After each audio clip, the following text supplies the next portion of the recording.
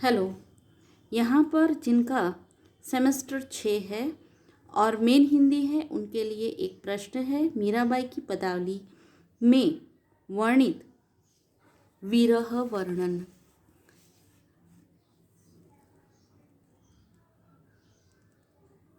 की समीक्षा कीजिए। इसके उत्तर में हम देखेंगे प्रस्तावना, मीराबाई का विरह, उपसंहार।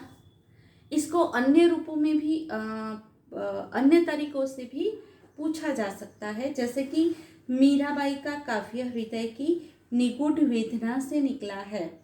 इस कथन के आधार पर मीराबाई के विरह का मूल्यांकन कीजिए, अथवा विरह वेदना की ही मीराबाई के काव्य का प्राण है। इस कथन के संदर्भ में अपने विचार व्यक्त कीजिए। इन सभी तरीकों के प्रश्नों के उत्तर के रूप में हमने अभी जिस प्रकार के मुद्दे देखे, उस प्रकार के मुद्दों को लेकर हमें उसका उत्तर देना होगा। तो यहाँ पर हम प्रश्न के उत्तर की शुरुआत करते हैं। मीराबाई के उत्कट कृष्ण प्रेम का दस्तावेज है।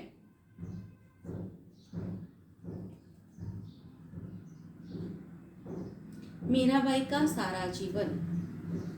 मीराबाई का सारा जीवन कतिपय निश्चित एवं अंतर्निष्ठ भावनाओं से परिपूर्ण रहा और उनकी रचनाओं में उनके व्यक्तित्व की विशेषताओं की गहरी छाप सर्वत्र विद्यमान है। मीराबाई हमारे सामने अपने पदों के द्वारा कवियत्री से पहले एक उच्च कोटि की भक्ति या साधिका के रूप में आती है।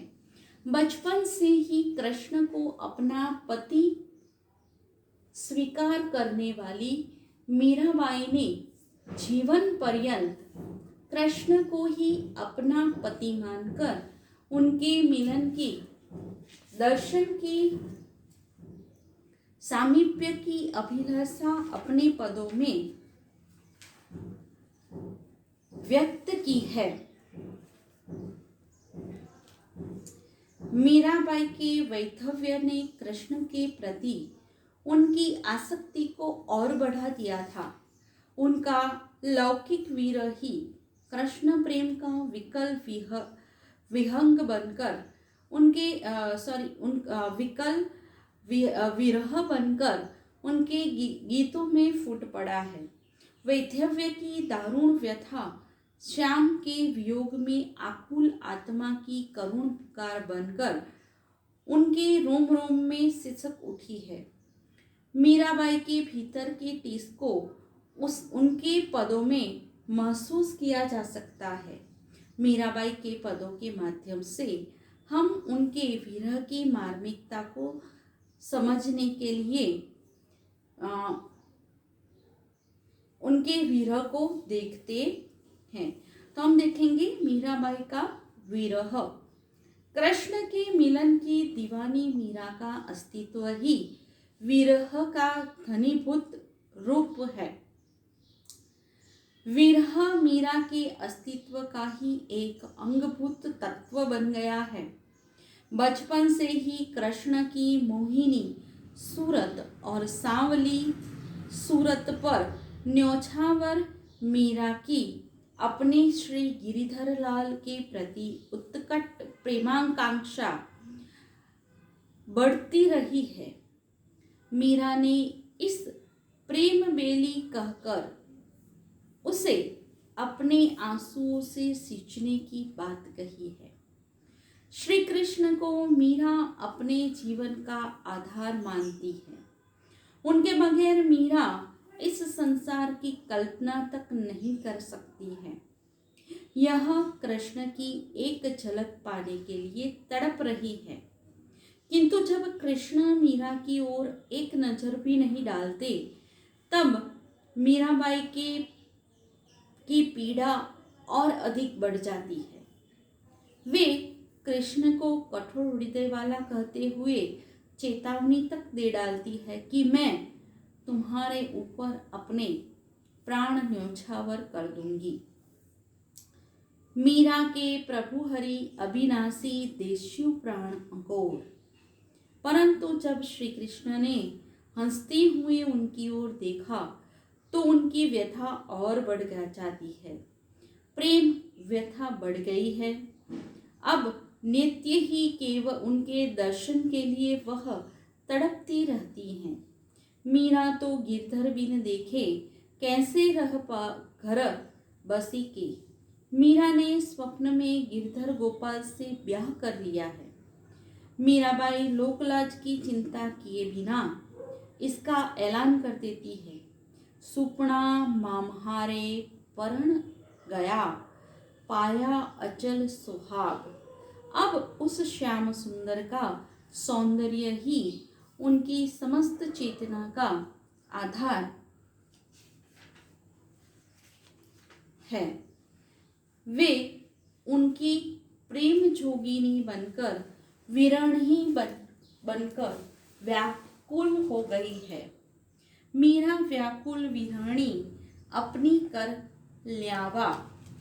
विरह की अग्नि इतनी बढ़ गई है कि उनका पूरा शरीर वियोगाग्नि में जल रहा है। मीराबाई समझ नहीं पा रही है कि वह क्या करे। उन्होंने रोते रोते अपने नेत्रों की ज्योति भी कम कर ली है।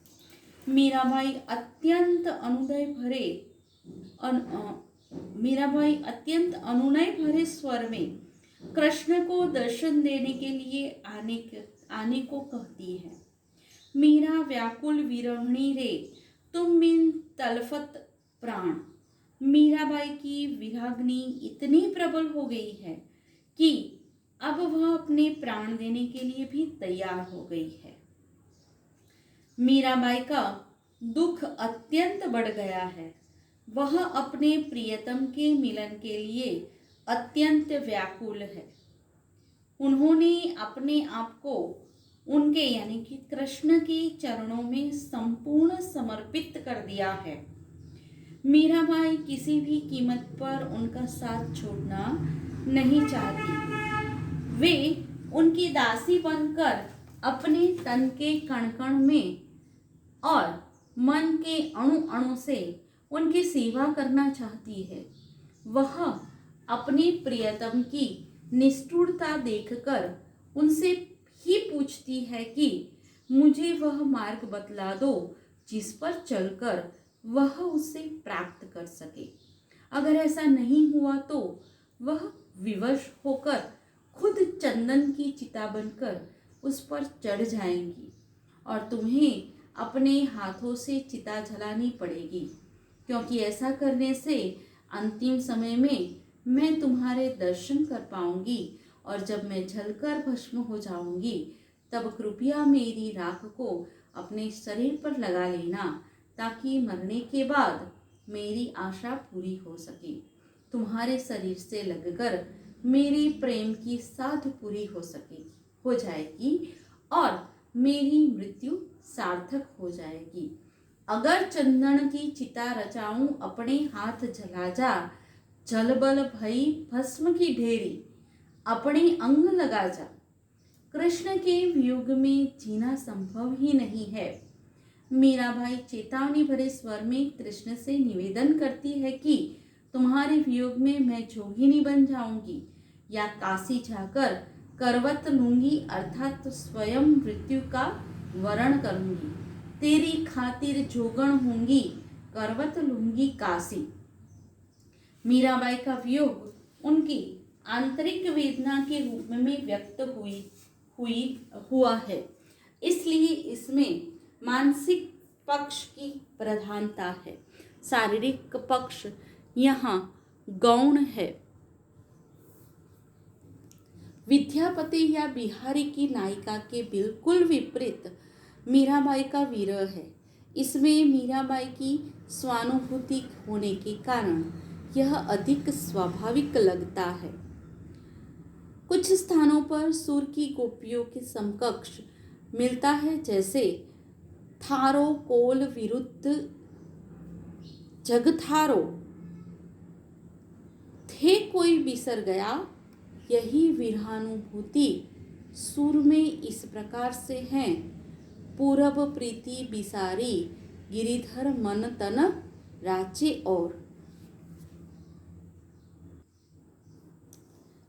मीराबाई कृष्ण से प्रीति करने से दुखी होती है, इसलिए उपलम्भ भरे शब्दों में वह कहती है, जोगिया से प्रीत किया दुख होई, प्रिय की निष्ठुरता से मीरा क्रुद्ध भी होती है। उसे प्रियतम जोगी के रूप में जान पड़ता है, परंतु मीरा का गुस्सा तुरंत ही शांत हो जाता है और वह पुनः पुनः अपने प्रियतम को रिझाने उनकी रूप माधुरी का वर्णन करने में लग जाती है। ऐसी सूरत या जग माही, फेरी न देखी सोई। मीराबाई को लगता है कि उनका प्रियतम किसी कारणवश रूठा हुआ है और इसलिए वह उन्हें प्रार्थना भी करती है कि मेरे किसी दोष के कारण तुम रूठे हुए हो तो मुझे मेरे दोष बतलाइए, किंतु मुझसे मुंह मत मोड़िए। इस तरह मुझे प्रेम में बांधकर तुम कहाँ चल गए हो? प्रभु जी कहाँ न गया नेहड़ा लगाए। मीराबाई को तड़पाने के बाद अंततः कृष्ण आते तो है, किंतु मिलन का सुख दिए बिना ही चले जाते हैं। प्रिय का यह तिरस्कार मीराबाई को गहरी पीड़ा दे जाता है। उनकी आत्मा चित्कार उठती है कि इतना होने पर भी उनके प्राण कैसे अटके हुए हैं। विरहिणी मौत चाहती है, किंतु वह भी उसे नहीं मिलती। मीरा दासी श्याम राती ललक जीवना जात, किंतु मीरा तो बावरी है, दीवानी है। वह प्रियतम के उपेक्षा भरे व्यवहार को भी सह लेती है और पुनः उनके आने के इंतजार में रास्ते पर आंखें बिछाए रहती है। रास्ता देखते देखते उनके नेत्रों की ज्योति भी कम हो गई है। एक एक करके दिन बीतते जा रहे हैं, किंतु वह निष्ठुर नहीं आते। मीराबाई की आत्मा उनके दर्शन को तरस रही है।